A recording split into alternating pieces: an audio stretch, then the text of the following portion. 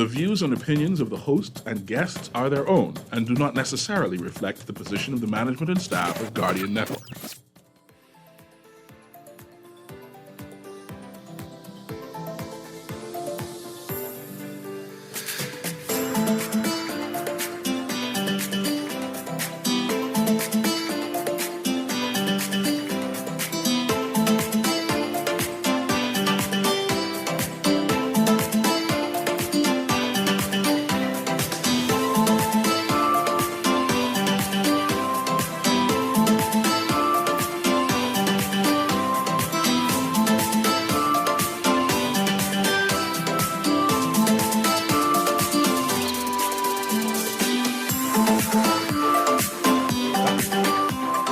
Good morning and welcome to Guardian Radio AM. Today is Wednesday, July 20th, and it's a little after 11 a.m. in the morning.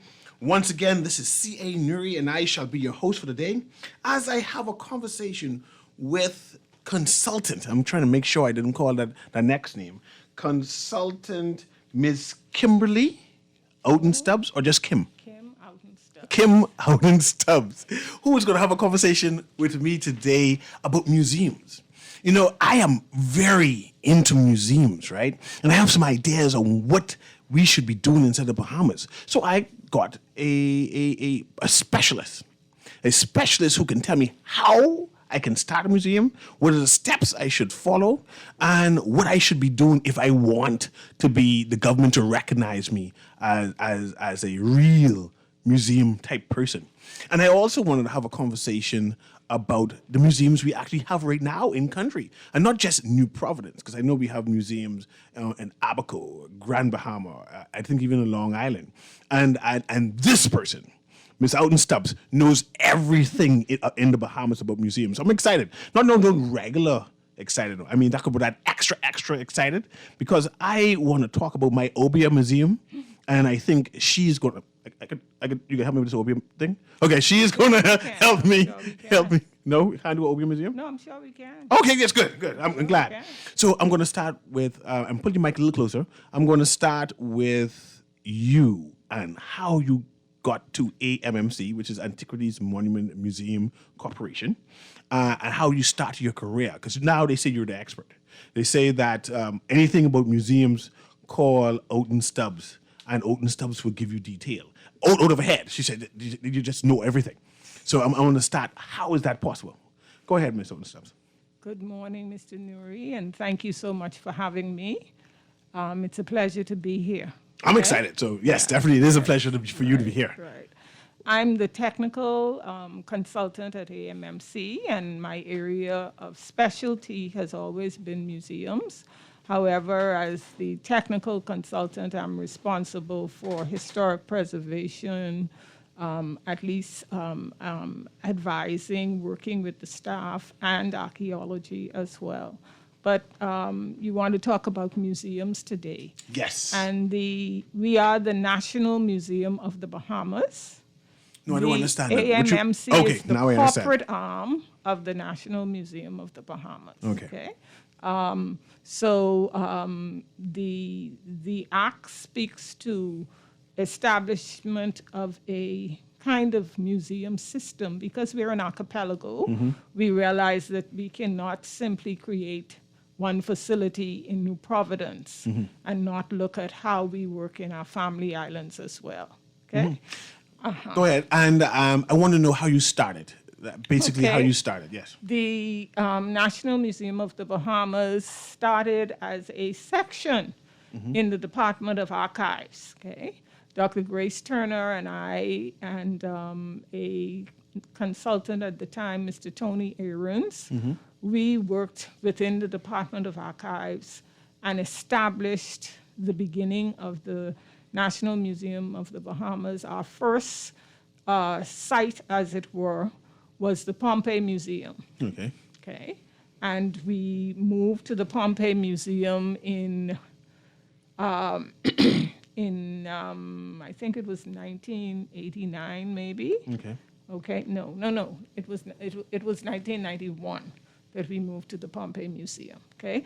Officially opening in 1992 to commemorate the quincentennial landfall Of Columbus, of 500 years. Columbus, right? 500 years. So that is our background.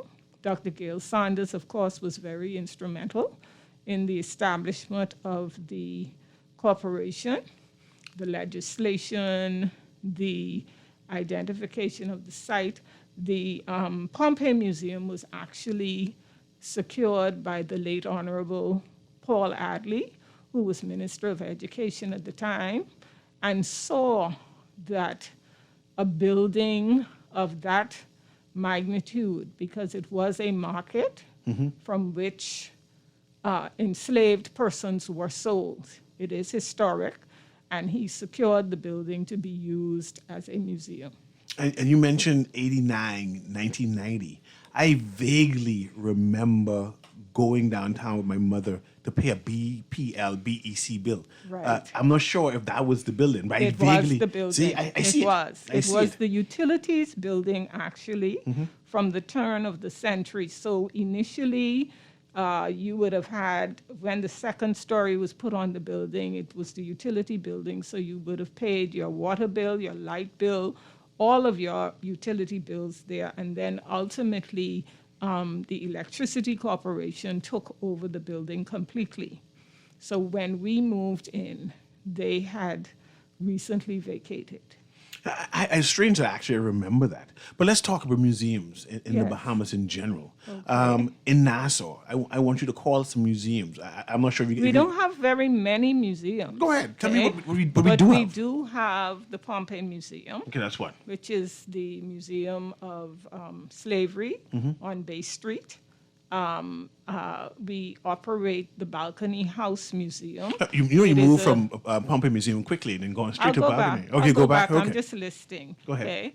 The Balcony House Museum is a museum that we operate. It is owned by the Central Bank of the Bahamas. Okay. I like to say it's the pretty pink house on Market Street, just across from the Central Bank. Okay. We also operate all of the historic forts, Fort Charlotte, Fort Fincastle, Fort Montague, and we have exhibits in them. We operate them as historic sites, but we also operate them as museums, okay? Because we interpret, we tell the story. They themselves are artifacts, and as such, they are museums, okay? There is the National Art Gallery, and You involved in that too? no, we're not, but the art gallery, an art gallery is a museum. Okay. It is only a museum of fine art or craft or a combination, but it is a museum. We are very much partners with the National Art Gallery. And then basically that's it in New Providence. But before you move on, you used the word historical sites. I'm Yes. not sure what you meant by Historical that. sites, when we say historical sites, we're referring to the forts, Okay. okay? Because The three and the reason forts. why I mentioned that, right, is because surely the government house isn't that a historical yes, site? I'll get to Government House. Government House, I was about to add, there are other historic sites, okay? There are other historic sites. Government House is a historic site. You might say that St. Francis is a historic site. St. Matthew's Church is a historic site. They are significant to the history of the Bahamas, and they are either built or natural sites, okay? So they are all historic sites. Cemeteries are also historic sites. The Western Cemetery, okay? Yeah. Very Actually, important I've and been there recently significant and see the historic site. names on these tombs. Yes, the It's- Western Cemetery is an extremely important historic site for our national development and history. So let's talk about that briefly. Okay. I know you called sites that you were in charge of. I know you didn't call the Western Cemetery. No, we right? are not responsible for cemeteries. However, we have done a lot of work in the significant cemeteries. We've gone into cemeteries to document, Okay. okay, to document the engravings and the information from the tombs and the graves. We've gone into cemetery to advise on how they may be preserved and restored, because if we don't, it's difficult though. It's difficult because it can be It's labor intensive. We work, for example, with a Commonwealth organization that looks after the graves of war veterans. Okay. Okay? And there are graves of war veterans in the Bahamas that they are responsible for, so we work with them in oversight, as it were. We may not physically be involved in the management because the government's Ministry of Works is generally the agency responsible for that. But when it comes to documentation and restoration and advice on the preservation, we are involved.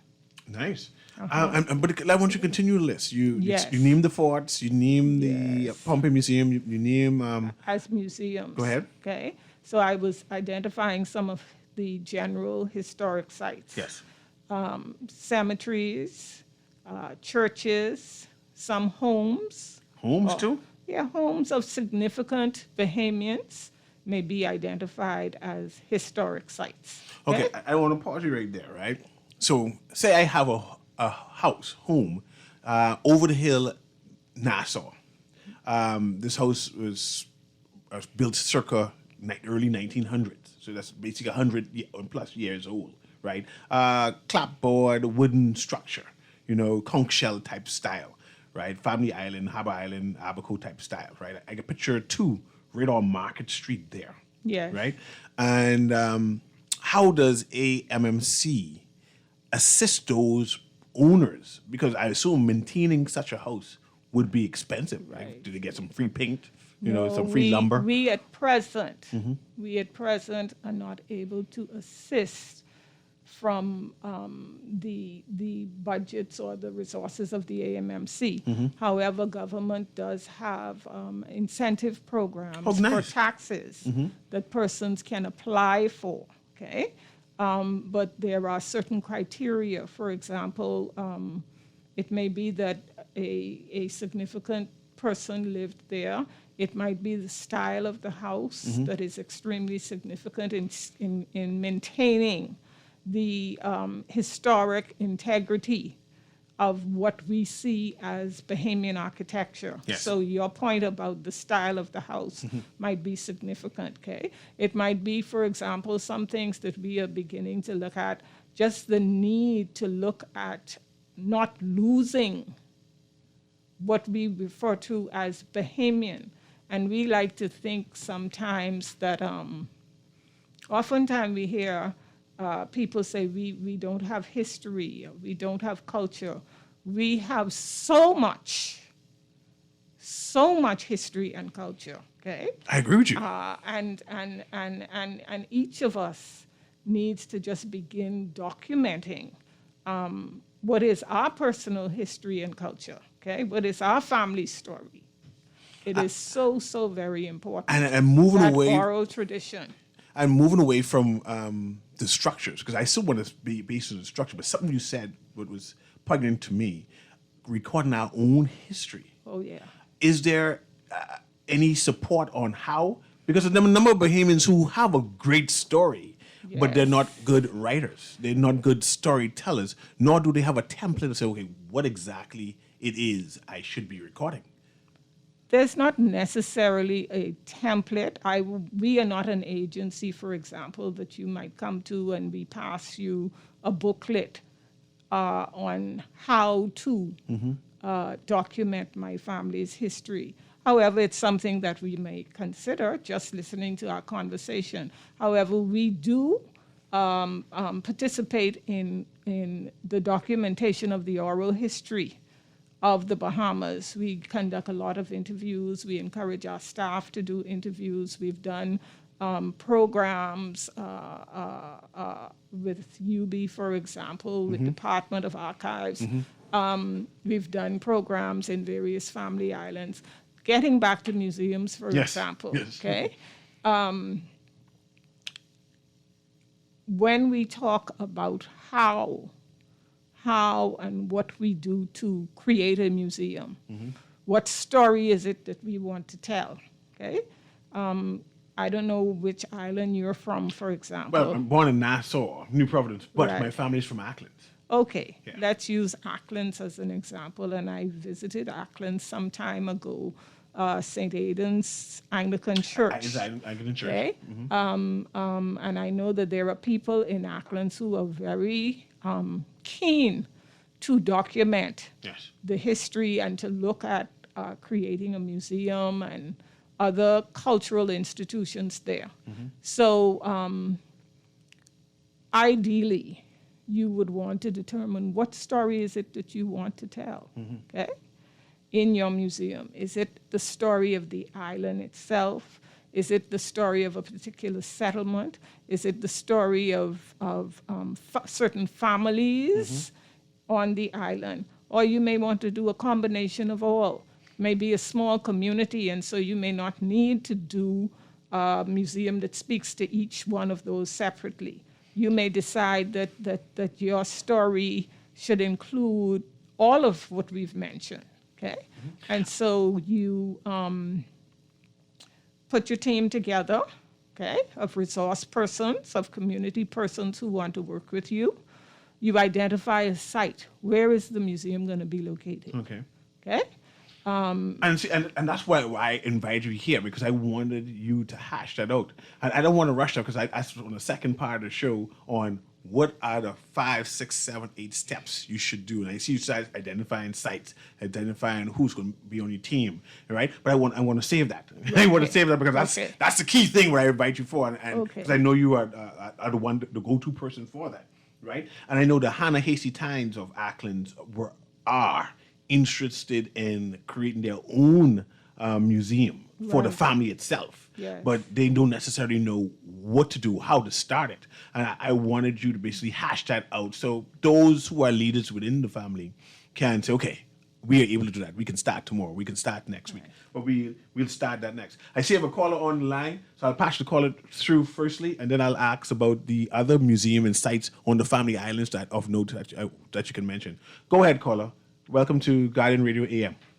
Thank you. Early days. Oh, 1 minute for me, Raymond. Before you start, let me let my guest put on her earphones so she can hear the question.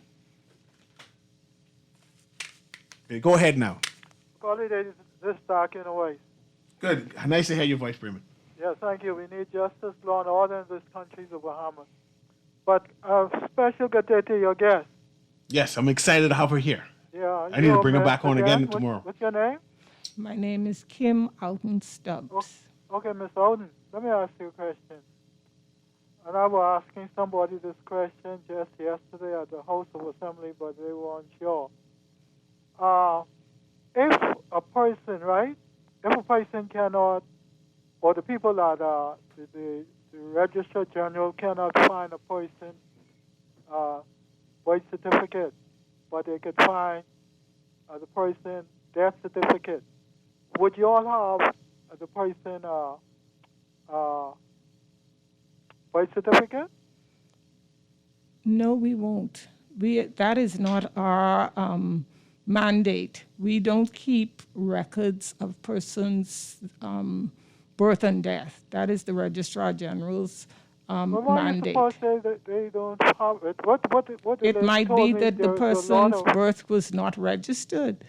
Well, but I don't see how, because if his dad registered, his wife registered, I don't see how they don't have it. I think if you have the death, you should have had it. But basically what she's saying, that basically what she had said is a lot of people have that first name. The first name a lot of people have. So it gives me the impression that she either don't want to look for it or you know. I you don't know how to don't find it. know. I don't know. I'm sorry. That is not under the purview of the National Museum of the Bahamas. And I can only say I that. can't hear you. I said it's not under the purview of the National Museum of the Bahamas, and I don't work in that particular area. The other thing is, right, I got you. Other thing is, right, I was born in Auckland, right? And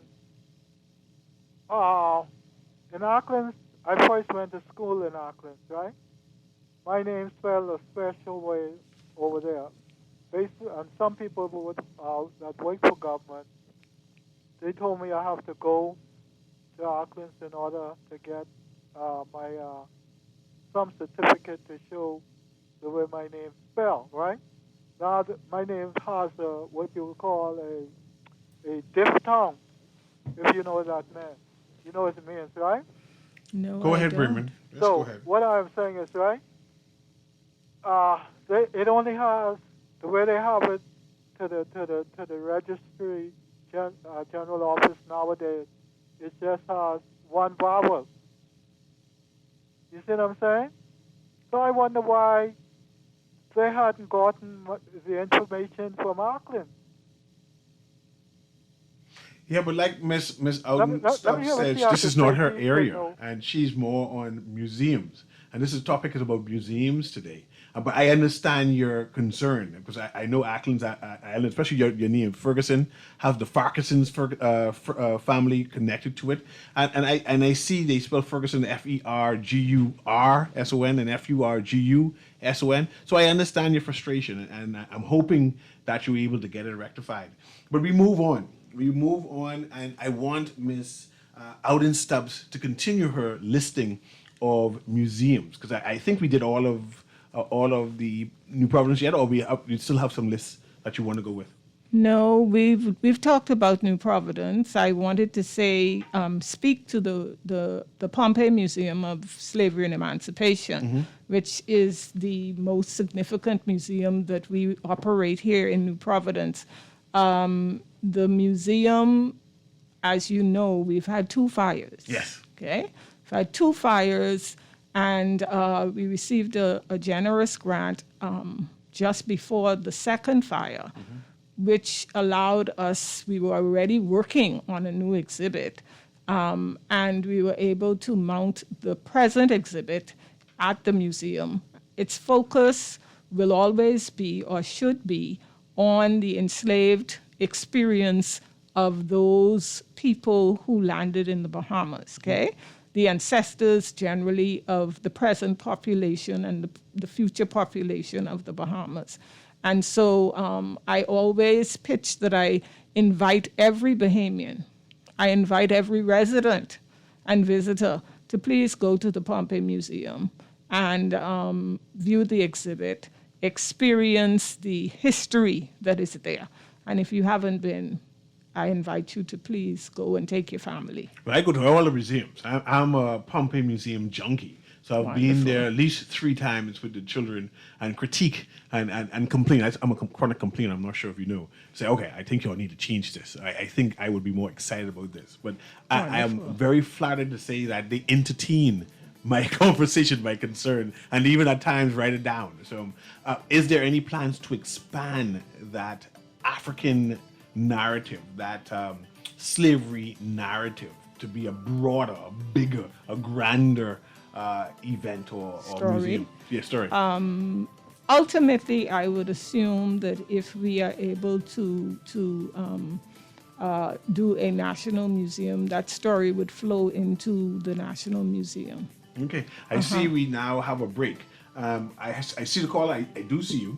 I'll pick it up on the next side of this break. This is Guardian Radio AM. My name again is C.A. Nuri. I'm having a conversation with consultant Miss Kim Alden Stubbs from out of AMMC, and we're talking about museums. And on the next side, we'll talk about how I can open up a museum and give some ideas on what needs to be done.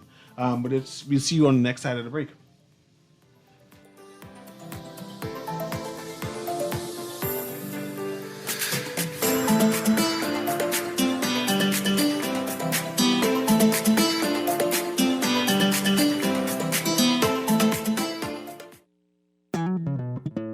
J.S. Johnson Insurance agents are the best.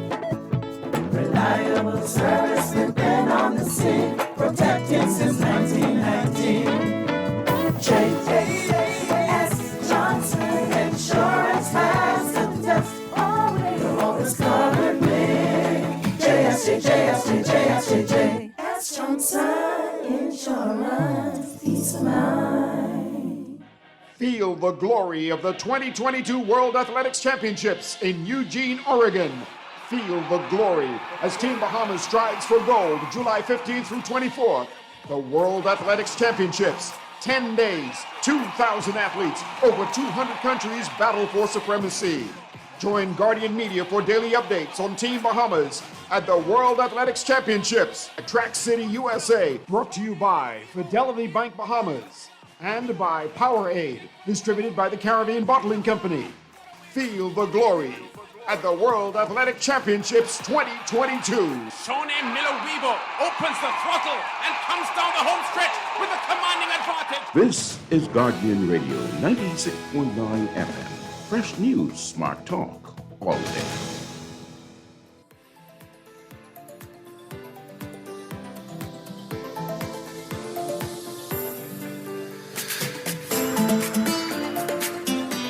And welcome back to Guardian Radio AM. This is C.A. Nuri, and we're having a conversation with Miss Auden Stubbs. But I know we have a caller we've been waiting for a while, so patch them through so they can ask their question. Go ahead, caller. Thank you for holding for Guardian Radio AM. Hi, good morning. Good morning. How are you doing today? I'm fine, thank you. Nice show as usual. Thank you very much. The lady, is she just doing museum or she's doing museums and historic places? Okay, state your question because she's here for a museum, but she is a consultant at AMMC, so she may be able to answer it. It all depends on how in-depth or specific your question is. Okay, I'm from Andros, South Andros to be exact. There's an area in South Andros that my grandmother took us to. They call it Slavery Wall. It's an area that was built by slaves and inhabited. It's like a little community-like place. It's grown up now. There's other bushes and trees. There's no wood work around, just the way they use the rocks and build their home. It sounds like some kind of quarry. So, but go ahead. Well, what about it exactly? So I'm trying to figure out if they're interested in places like that where they can probably do some restoration or they can use as a part of a touristic site or something. Okay, this I leads know in- it's where most of our crabs come from. Oh yeah, the crabs love that area. When crab season, that area is crowded. eating all the ancestors. But I'm going to ask to transition to that question right now on what can I do or what can Bahamians do who see a place or something they think deserve attention and so she can give advice on what should be moved there. But thanks very much for your call. But go ahead, Ms. Auden Stubbs. Yes, thank you so much for the question and for the information. I was in South Andros for the first time last year, driving around in some of the communities, but I did not see that site. So when I go back, I'll definitely look for that site. But I just want to say that generally, throughout our communities, there are similar sites. Mm-hmm. And people in the community, you've grown up with that site, you know about it. You're not sure how you should bring it to the public's attention. I think that we need to look at these developments as something that we in community can take on, and either through your, you can let AMMC know about the site, but you can also come together with your local government and draw attention to the site. If it's a site that needs to be restored, AMMC can advise on its restoration. You can begin to identify sites on your island that are significant, bring those to our attention. We can discuss further research and look at them becoming a part of the list of historic resources. So now to my question, why I brought you on air, right? I want to open up a museum, right? Okay. I do not know how, but I have some ideas on what should be concentrated on, and I want to know how can you guide me through that. And I see I have a caller, and I call. I'm going to, as soon as Ms. Auden Stubbs answers this question, I'll let you chime in right then. But go ahead, Ms. Okay. Auden Stubbs. As I was saying earlier, so you've identified your site. When I say your site, your building that you're going to use for your museum, okay? Okay. So I'm going to, as we go through, I'm going to have a site in Fox Hill. Go ahead. Okay. It could be a regular building. You need a building. Okay. Okay. One of the things we often think about when we look at museums, we forget that we have to look at some kind of storage. Okay, storage. Okay. Everything that you may have may not necessarily be something that you put on display. Some of it will need to be stored. In fact, most of what you collect will go into storage and not be on display. What we have also been doing is saying to persons who are serious about doing that, come to the AMMC. We will assist you technically. We will guide you. So it might be that you have objects. When we say objects, artifacts, objects, they're basically the same thing. Artifacts tend to be archaeological in nature. Objects may be this beep can. It's an object. A photograph may be an object, okay? We tend to, in the Family Islands and even here, we tend to collect a lot of domestic, what we call domestic or utility items. Pots and Pots and irons. Yes, You don't need as many of them as you may think. Every community had those, and still some communities use them. So you want to collect your photographs from your families that lived in the community. You want to collect their stories, okay? So that you put together a complete picture, as it were, of what you want your museum to tell, okay? So let's say you have, I'll use a community that I'm familiar with, a community in Cat Island where you may have families like the Seymours, the Kings, the Munkers. Ramming, etc. Okay, Fox Hill, the Rammings, okay. You may identify a member of family, or you mentioned the Hannahs, the Hasties. I know that they've already done a lot of research on their family, but have they done the research on the community itself? Where did they live? When did they get there? What did they do when they got there? Were they farmers? Did they fish? Who has implements or tools or objects from the various families? And something very simple. For example, someone may have a sewing kit that's been passed down from generation to generation that belonged to somebody's great-great-grandmother. So you're saying that we need to have an archive or a collection? A collection of objects, and things for your and museum. stories. Yes, things. You want to tell a story, you want a collection of objects, okay? Because people are coming to be informed. They're coming to find out more. And the most important thing for a museum is the object. Okay? Something tangible to touch. It has to be something tangible. We're collecting what you can touch, what you can say, this came from so-and-so. Okay? And that is most important because there's social media, there's the videos, there's the recordings, but nothing will move you more than an actual object that can tell a story. And that is the most important aspect of any museum when you're creating it. So you want a collection of objects, okay? You want to identify your space. You want to determine what story you're going to tell. So you then write the narrative. You write the narrative. You just need someone to write Okay? something. You need to write the narrative. Okay? You write your narrative and you edit it. You then begin to look at labels for your object. What is the object? How old is it? How was it used? And you don't want to, when you open that museum, you don't want to write too much. Okay. Because people get tired of, you're going to be reading. So a okay? paragraph is the most you need, basically. Okay. Paragraph is even long sometimes. Okay. Okay?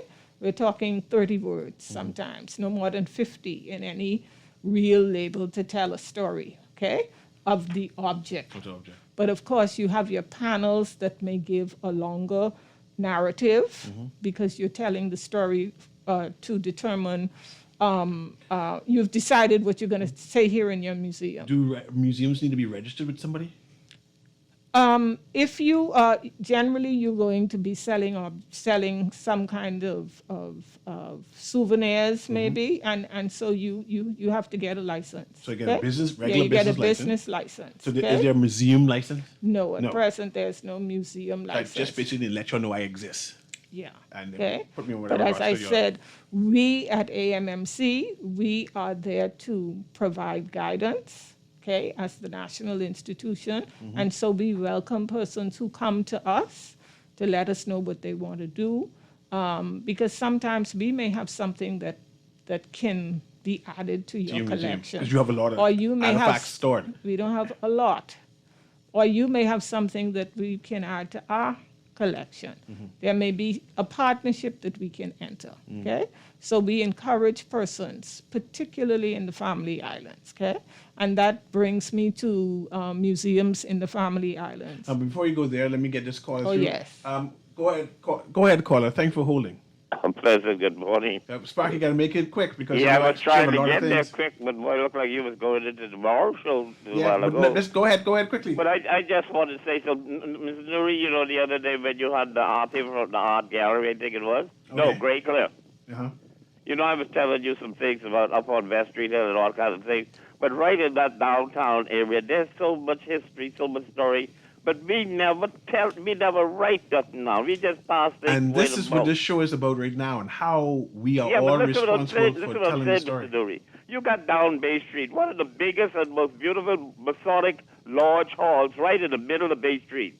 That big yellow and white building by where you got Lowe's Pharmacy downstairs, across the road on the south side opposite Royal Bank. Do you know yes. that's the biggest Masonic hall Yes. right down in the middle of Bay Street? Yes. And You- I you don't know that, assume, Mrs. Sparky, Missouri? it's up to You- them you to know- record you know that what- and We give know their story. We know that. About? Do you know who started the Saxon Juggler Group? Do you know who started the Valley Boys Juggler Group? A lady named Gwendolyn Mercedes Joy Fountain in 1958 started what our cultural group called Juggalo. And yes, Sparky, we do know you repeat it about 1,000 times almost every day you call the show. So I definitely am acquainted with the story, and this is why I invited Miss Oden Stubbs now to help us give us information as to how we as individuals can retell our story, have it as a museum, create a museum, because there are a number of things that should be told.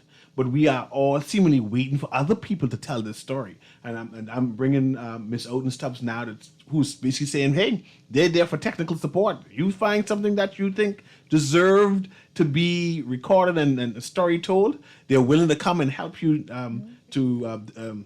narrate it. They're willing to help you basically define it, and this is what the conversation is. So I have a couple texts that says, good morning, Mr. Nuri. Kindly ask Miss Oding when Fort Charlotte will be open for locals and tourists. I'm a taxi driver and continued being told the forts are still closed. So she could briefly answer that. Yes. Fort Montague is open. Fort Fincastle is open. Fort Charlotte is not open because we are still having to do some repairs there. We cannot open the site until those repairs are completed because we want to ensure the safety of all visitors, staff, taxi drivers alike. And because the fort was closed for 2 years because of the pandemic, there is work that has to be done. Railings, the bridge, restrooms, we cannot open unless those things are done.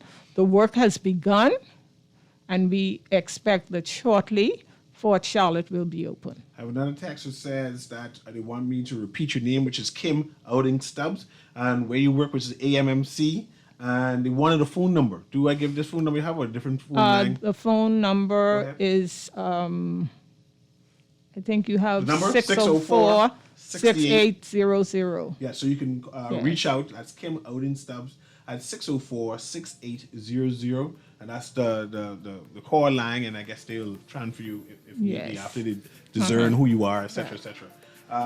Morning. So can a person open a museum of their original crafts? Can you open up, if you have your own things that you make, can you open up a museum? Of course you can if you get your license. It's a business, okay? You're And is it costly creating to a open up? business. That's what they're asking. It can be, okay? It can be. That's why you need your space, okay? You got to realize there are going to be overhead costs.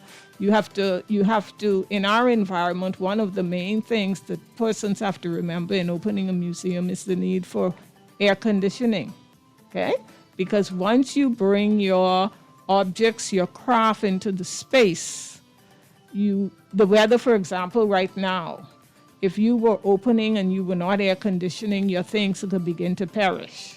You're going to have mildew, you're going to have mold over time, you're going to have things deteriorating at a much quicker rate if you don't. So the environment in which you store, in which your visitors come into your display is very important. It has to be controlled. Okay.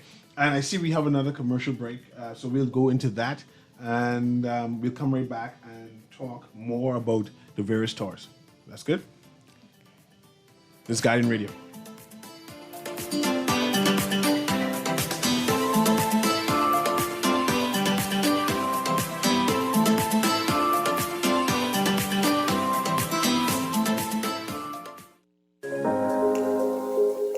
Love the show? Want to give your support? Become a sponsor today. Call 302-2300 for our rates and packages. That's 302-2300. Become a sponsor on Guardian Radio 96.9 FM. Fresh news, smart talk, all day. J.S. Johnson Insurance Agents are the best. Reliable service, we've been on the scene, protected since 1919. J.S. Johnson Insurance has the test. You'll always cover me. J.S.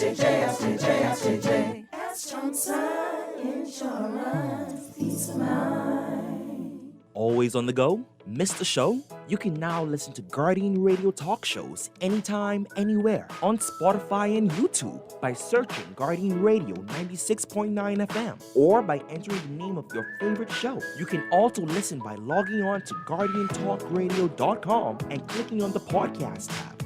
Guardian Radio, continuing to provide you with fresh news and smart talk anywhere, anytime, all day. This is Guardian Radio 96.9 FM. Fresh news, smart talk, all day.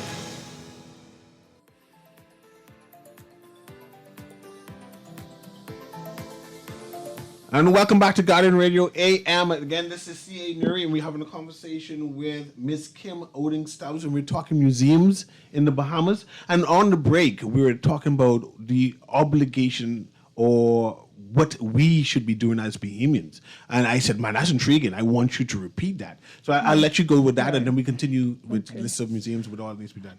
I was identifying what I call the resource institutions in the country. And sometimes we generally are not aware of the amount of work that is being done to preserve our heritage and culture. There's the Department of Archives. There's Lands and Surveys. There's the Registrar General. There's the University of the Bahamas. There's Antiquities, Monuments, and Museum. There's the National Art Gallery. These are all national institutions that are mandated to preserve some aspects of our heritage and culture. And they are working assiduously to do that. And if you are somebody who has decided that you want to tell your story, that you want to document your story, you can reach out to these institutions. Some aspect of your story overlaps or is can be identified or found in one of these institutions. So basically you're saying that we shouldn't be waiting. If you really want to tell your story, if you really want to open up a museum to tell the history of your community, there are institutions out there that are mandated to help you. Well, I said there are institutions out there where the resources are available, okay? You have to do the work, okay? Because this will be your museum, okay? The government of the Bahamas cannot maintain all of these institutions that you want to create, but we can certainly assist. The resources in terms of research material is available. You have to decide that this is what you're going to do, and you get out there and do the work. Okay. It requires a lot of work. And just for posterity, I still want to know what all museums are available on the Family Island. Okay, I was saying there's the Long Island Museum, okay, which is a museum that is a part of the Antiquities Monuments Museum Corporation. We operate that museum, and it's been there for quite a number of years. We've been operating that museum. It's open again on the site in that building, which is a building that is owned by the Long Islanders Association, and we lease the building. So there's the museum is there, the library is there, and a community center. It's what we call a purpose-built building. It was built for that purpose in the community, and it serves the community very well. Okay, that is in Long Island. Okay, in Abaco, there have been many challenges as a result of Dorian. We took a team to Abaco after Dorian. Dorian was 1st of September. We went in November to look at the cultural resources and what damage they had experienced. Our office, the AMMC office, was totally wiped out. Okay, it was not. It had a small exhibit, but we were only able to salvage many of the scientific artifacts. But the building itself was totally destroyed. Okay, in Green Turtle Key, the museum there, the Malone Museum was also damaged. Okay, the art gallery there was damaged. There was a gallery in Marsh Harbor that had a collection by the Minnis sisters. Again, damaged, a lot of damage. So are there any other Family Island that has like an island museum? At this time, other than the Long Island Museum, that means in Grand Acklands, Bahama, go ahead. in Grand Bahama, the AMMC is just trying to reestablish its office there with an objective to creating a museum in Grand Bahama. So Okay. places like Cat Island, places like Acklands, they need the inhabitants there In Cat Island, do the I work. know that there is someone there who has started to work on a museum. Okay, he's taken it on as a personal project. Okay, I don't know. You've mentioned Acklands. Okay, but in many of the other islands, persons may have displays. Maintenance, again, is something that we're excited about getting started, but we don't often go to the end. What is it going to take to maintain this? As I mentioned, environment is very important, or you will lose everything that you've put into it. Okay, and then of course you need to look at some source of income, generally. So some kind of gift store.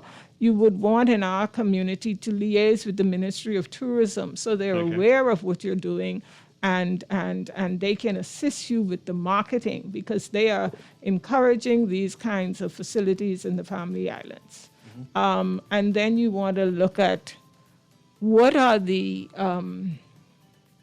what is your interpretation of what you've now told? Are you going to do guided tours? Are you going to have a storyteller there, for example? Are you going to do some demonstrations on site?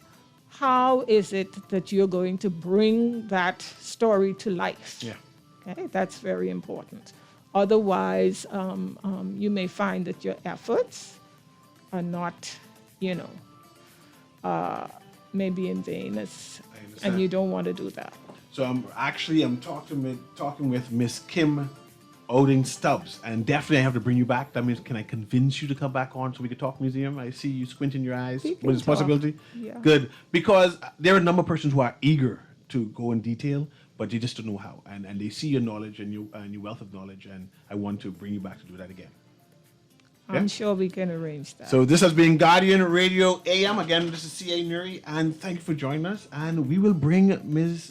Odin Stubbs back just to give us some more details on how to open up a museum and how important it is for the national narrative. I see you again tomorrow.